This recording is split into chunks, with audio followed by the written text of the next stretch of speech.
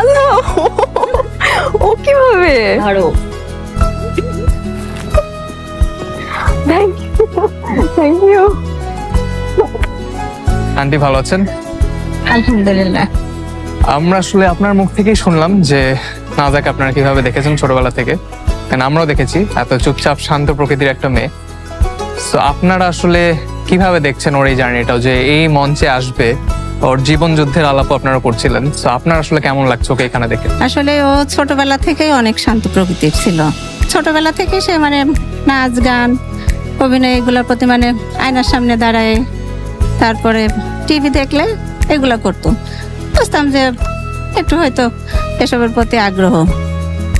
তো যখন লাগছে আসলো তখনও আমি মানে বুঝতে পারি নাই যে ওর চেঞ্জটা আসবে।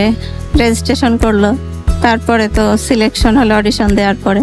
যখন টিভিতে দেখতে পেলাম তখন দেখলাম যে আসলেই তার মধ্যে ট্যালেন্ট আছে, এবং এটা আসলেই লাক্সের অবদান, যে লাক্সে আসার পরে তার এতটা পরিবর্তন। তো আপনার দুই মেয়েকে তো এখানে দেখছি আমি, সো আপনার বড় মেয়ে, সো বড় মেয়ে কি নেক্সট সিজন আসবে? যদি সুযোগ হয়। তোমার কি ইচ্ছা আছে নেক্সট সিজন আসার? অবভিয়াসলি। Lovely, nice. সো নাজা, তোমার কম্পিটিশন তোমার বড় বোন, এবার আসলে তো ভালো হতো না, একসাথে দুজন। একসাথে দুজন মিলে আমরা টপ 5 এ পেয়ে যেতে পারতাম। হ্যাঁ, থ্যাংক ইউ সো মাচ। আপনারা এত সুন্দর একটা ফ্যামিলি, আপনাদের এই গল্পগুলো দেখে আমরা খুবই অভিভূত, এবং এই বন্ডটা, এই লাভটাকে আসলে লাক্স সেলিব্রেট করতে চায়, এই ট্রান্সফরমেশনাল গল্পটাকে লাক্স সেলিব্রেট করতে চায়। So thank you so much for being with us. আপনারা ওখানে সিট নিতে পারেন।